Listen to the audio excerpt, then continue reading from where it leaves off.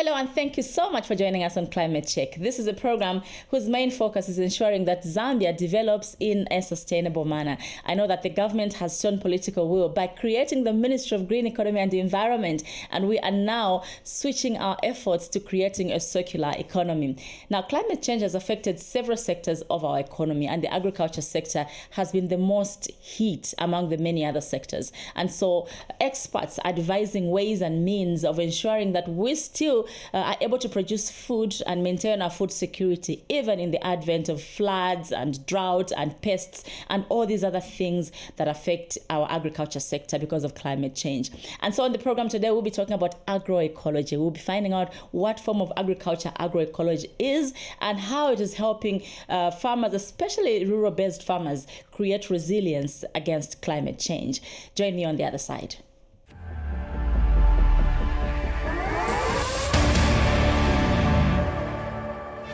The way farming has been done through millennia, it is called agroecology. Currently, the charcoal production levels have gone extremely high.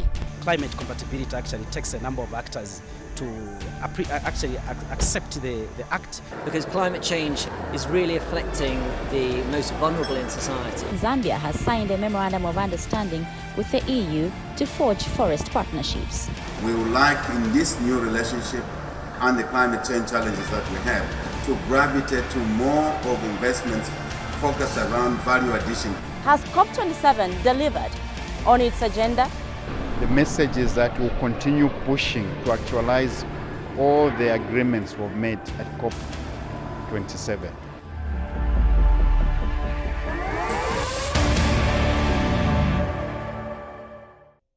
Welcome back to Climate Check.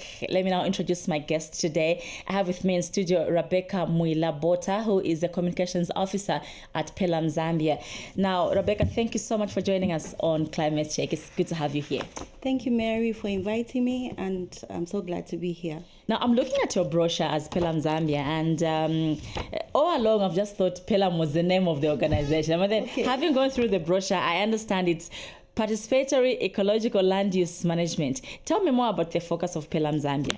Yes, actually the acronyms Pelum stand for Participatory Ecological Land Use Management. Pelum Zambia is part of the Pelum Association, which is in Africa. We are in 12 countries in Africa, including Zimbabwe, Kenya, Uganda, and Eswatini. So we fall under that umbrella. And our focus is that we support and promote the small-scale farmers in peri-urban and rural areas in terms of food security, food production, and also maintaining a sustainable environment. And we do that. Our approaches include capacity building. We do that through lobbying, through networking, and through information and knowledge sharing. Okay. Yeah. Now, our focus on Climate Check today is on how smallholder farmers, especially those that are based in rural areas and could be exposed to, the hazards of climate change, but don't have much information on how to still be able to, to adapt. How are you working with the rural-based farmers to help them withstand the effects of climate change and still be food secure? Okay, thank you very much. Actually, as you've already alluded to, smallholder farmers are one of the most affected by the effects and impacts of climate change. And as Pelum Zambia, we focus on agroecology as one of the mitigation strategies to climate change. And also agroecology helps our farmers to adapt to the changing climate. And in so doing, our focus is agroecology, because agroecology is a type of holistic kind of farming which works with the principles of ecology, which works with principles that support the environmental sustainability. We look at principles such as recycling. We look at principles such as the use of the natural available resources around, as opposed to buying inputs such as chemical inputs. So we have that natural touch in terms of agriculture. You agree with me, Mary, that if we are to adapt to climate change, in fact, if we are to mitigate against climate change, we need to adopt friendly agricultural practices that will support our mitigation efforts, that will support us to successfully adapt, so that the livelihoods of our people are supported. So help me break down what agroecology is for the common man on the street who will be watching this show and they're wondering, what is agroecology? It sounds like a very technical word, form of farming. Yes. So agroecology, if you look at, if I can break the two words, it's agriculture, which is in tandem with the ecology. Okay. When we look at the ecology, we're looking at the ecosystem. The ecosystem has living and non-living organisms within the ecosystem that are functioning as a unit. Okay. So you find those symbiotic relationships with all the elements in the ecosystem. So we find that this agroecology will support nature as it is. In simpler ways, I can say it's farming in God's way. You are not going to break any of the natural cycles, any of the natural cycles within the ecosystem, because when you break one of them, it means that you are disturbing the flow of nature. Okay. I can give you an illustration. Within the ecosystem, we've got nitrogen cycle, for instance. We've got also the water cycle. So what contributes to the effective performance of the water cycle is that we need to have trees within the ecosystem. Yes. We need to have the trees that will support the creation of rain. So these things need to be available in the cycle for us to receive all the rains that we need for our farming. And so agroecology supports such kind of natural ways of farming where we don't disturb anything in the ecosystem. So you spoke about moving away from the usage of chemicals. Let's start with the seeds, because our seeds, most of it has got chemicals for maybe it's for preservation purposes, or it's for enhancement, it's genetics, and so on and so forth. When we're talking about agroecology, what type of seeds do people plant? What type of seed are you encouraging people to plant, and why? Yeah, so for us as Pelum, even as we push the agenda in the work of climate change, we are encouraging our farmers to actually depend on our local seed varieties, such as if we talk about the maize seed varieties, we are talking about Kapiawangu, we are talking about Kafwamba, we are talking about Gankata. These seed varieties are available for our people to use, because if you can remember very well, in olden times, Mary, with our parents, our grandparents, they used to select their own seed. They had their own way of selecting nice seed. They pick the best seeds from their harvest, and they use that seeds to plant in the next farming season. It used to allow them to have seed on their own. Yes. It used to allow them have extra income, because they are not spending any money on buying seed.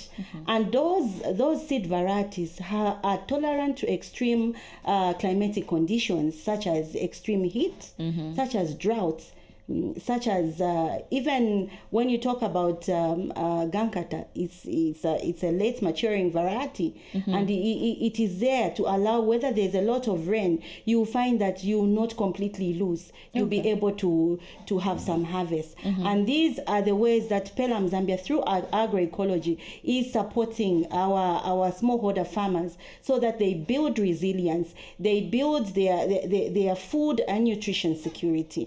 Let's talk about chemical fertilizers, because we know that it is a huge aspect of our farming practices here in Zambia. We see the government actually distributing fertilizer. It's such a big deal for the farming community in this country. What are your thoughts around the use of chemical fertilizers? Well, I really don't want to completely say the chemical fertilizers are bad, but what we are saying is that can we have the same support that we have where there's this huge support to the industrial kind of agriculture. Because the industrial kind of agriculture, Mary, you can attest the fact that it is the one that comes with the pack of chemical fertilizers. It is the one that comes with a pack of this seed that is prescribed for our farmers. It is it's a kind of farming that supports monocropping. And when we look at monocropping, we're looking at clearing of huge amounts of forests that to support this kind of farming, and when you clear forests, you are reducing the biodiversity within the ecosystem. You are reducing the number of species that are there. Most of all, as we talk about climate change, you are reducing the carbon sinks. The carbon sequestration will be reduced because of these anthropogenic activities through agriculture that are there. So we are saying that can we promote such kind of agriculture even as we are looking at climate change mitigation and adaptation? Because then we'll have agroecology which will support everything in their natural way. We'll have no break in the system of the flow of the natural way of the way God made it. We can farm naturally. Yeah. Now, let's talk about this form of farming, which is agroecology. And of course, we appreciate the fact that it is, it takes care of the environment at the same time. But then at what scale can it be ventured into? Because these are smallholder farmers. And I know for a fact that smallholder farmers are the ones that feed the nation, because commercial farmers grow their crop, for export, and they turn it into feed and so on and so forth. But then is it sustainable? Can somebody get a proper yield to be able to, have food security and to still be able to sell? Because one would say, no, if I do this type of farming, I may not have proper yield. Could you clarify? Yeah, so this is the notion that people have out there, that maybe agroecology, including organic agriculture, cannot feed the nation. But have we proven that they cannot they cannot feed the nation? Has there been any investment in this sector to actually promote its potential? To have it like the way we support this other type of agriculture. If you agree with me that from the 1970s, even earlier, we've seen this investment in industrial agriculture. There is so much support. Even you are talking about the FISIP support. Now it takes most budgets of the total national budget. Yeah, of the total national budget in terms of agriculture, it goes to the fertilizer. If we had such support to agroecology, we would then realize that we could benefit, because then we'll be looking after our environment well. Because whether we like it or not, climate change is with us. And we need, if we continue moving at the rate we are moving, we're going to find that nothing will be supported to grow, because then the maize seeds, the temperatures will be too hot to support the growth of this seed. We will find that the oceans will be too hot to support aquatic life. So we need to do something about it, and we need to find better ways of farming, because as it is now, Mary, you agree with me that we have certain people from certain provinces moving to lands because their lands have been completely degraded. Because over the years, what kind of agriculture have they done? It has supported the degrading of the soils completely. There's nothing. There's no life in the soil. You agree with me that soil has to be alive. Yes. There has to be water. There have to be micro-living organisms within the soil. So now with the overuse of these synthetic fertilizers, you find that the living organisms within the soils are choked. And there's no life in the soil to support plant life. So we are saying let's adopt these environmentally friendly agricultural practices, because then we will have composting.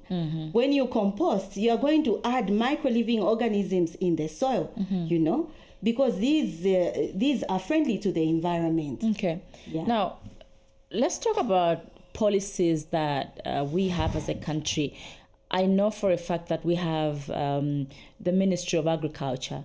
On the other hand, we have the Ministry of Green Economy and Environment, whose major focus is to ensure that environmental protection comes first. Yes. Of course, taking care of the people as well, because they're part of the environment. But then, how do you hope the two ministries can, collaborate to ensure that the policies that they are coming up with can speak to each other? Because you have the Ministry of Agriculture, on the other hand, promoting a certain type of agriculture, and you have the Ministry of Green Economy and Environment propagating environmental protection. How can we harness the two? Because they are all feeding from the same national budget. Yeah, so thank you for bringing that up, Mary. And I think this is what is lacking in some of the policies that we have. Because as you've already alluded to, we have the green economy that is saying, let's go green. Let's adopt these friendly agricultural practices that are reducing the emissions. Let's adopt agroecology, organic agriculture, for instance, that is there to support the greening of the economy. And then we have the Ministry of Agriculture that is bringing the synthetics. The synthetics are there. They're contributing to the emissions in the environment. And we see mechanization of the agriculture sector, which is bringing in tractors. When you use tractors, Mary, you are opening up the soils. And the carbon that is stored in the soil is released in the environment. So you're actually not helping out. So we need to have, to create platforms where we need to have policies that are speaking to each other, so that we are able to manage, to mitigate and adapt. Do you think Zambia is ready to move to climate smart agriculture fully, to harness all these forms of agriculture like agroecology, organic farming, agroforestry, precision farming, and all these other methods of farming that are environmentally friendly? As a country, do you think we're ready for this conversation and ready to take action? Yes, I think we are ready. And why we are ready? Because we are able to feel the impacts of climate change. We now have late onset of rains and early withdrawals of rains. And you find that the yields of the people are continuously going down, which is actually threatening their food security and including the nutrition security. And so we all want a solution. And that is why we see government now within the national policy on climate change is talking about a shift to climate smart agriculture, for instance, which incorporates different kinds of sustainable agriculture systems. And although some climate smart type of agriculture promotes the use of synthetics, but we are saying let's have practices such as agroecology, where we have this focus by government to deliberately promote it. And we are glad to say that as civil society organizations, we have a technical working group where Pelum is a member, and we have other civil societies such as Pelum Zambia, ZAB. We also have CTDT. We have Zambia Climate Change Network that are working together to engage government on different platforms to have the agroecology strategy developed and owned by government, so that there can be deliberate funds supported to this sector. Because for your information, we don't have any agroecology in the National Agricultural Policy right now. So it's difficult for resources to be allocated to that agenda. So we are glad to say government has been supportive and is willing to have the conversations in terms of the development of the agroecology strategy. We actually even engaged some members of parliament in that direction, and we took them to a visit, to be able to see the evidence that these types of agriculture really work.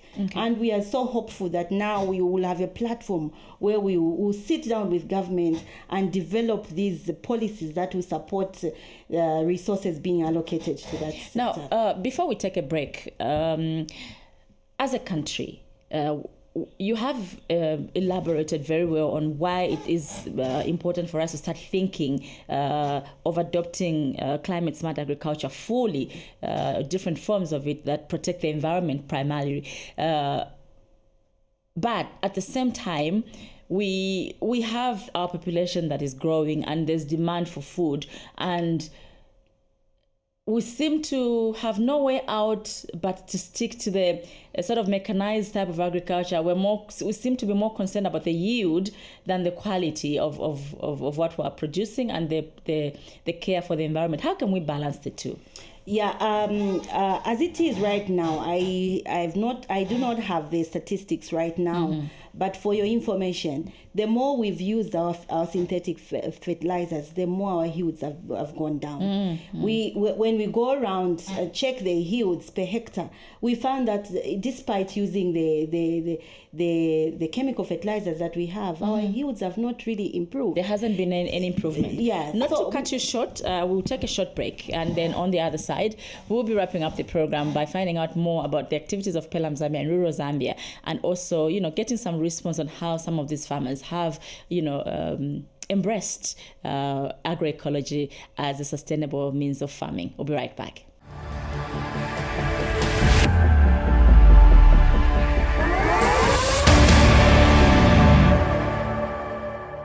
This is Climate Check, and we continue to talk about agroecology, and I'm still with Rebecca Mwila-Bota, who is a communications officer at Pelum Zambia.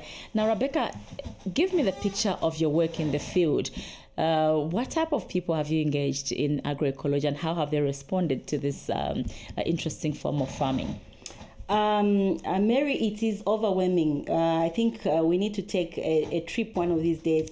I'll be happy to. You go and see how people are actually receiving agroecology out there in the field. The goodness of agroecology is that it reduces the costs on the farmers. Okay. And you can see that within a field, within a small field, we have a diversity of crops grown there. We have a natural way of taking control of the weeds. You remember in those days we used to have maize in the same maize field. We have pumpkins that will provide cover and prevent the weeds down there to grow. So it naturally takes care of the weeds. And we have a crop. We have another crop that does not support this pest that wants to attack the maize. Yeah. So you find naturally the pests are taken control of, and farmers have witnessed and harvested in these type of practices. So now what we need is to support them, because one might argue to say, okay, there's a lot of labor when I go to find manure, when I go to find these for me to compost. There's a lot of labor that is required, and that is one reason, that is one of the challenges why our people are keeping away from such practices. But as I earlier alluded to, if we had the support where government pumped in and other stakeholders, they pumped in, they made it easier for our farmers to have organic inputs, that are available there, they would really go for them, because they'll support their farming. And very quickly, Rebecca, as I let you go, which parts of the country have you got some of these farmers that you're working with? Pelum is a countrywide organization. We are everywhere in this country, and our farmers are there to tell the story on their own. All right. Rebecca, thank you so much for gracing us with your presence on Climate Check and for giving us this valuable information for the farmers and for the policymakers and for the general public out there. Thank you, Mary, for having me. All right. This has been Climate Check for this week. We were talking to Rebecca Mwila-Bota. She is a communications officer at Pelum Zambia. And of course, we have understood and heard the importance of adopting agricultural practices that protect the environment, even as we try to derive food from the same environment through farming. Thank you for watching Climate Check. I'm Mary Mwekisa. Goodbye.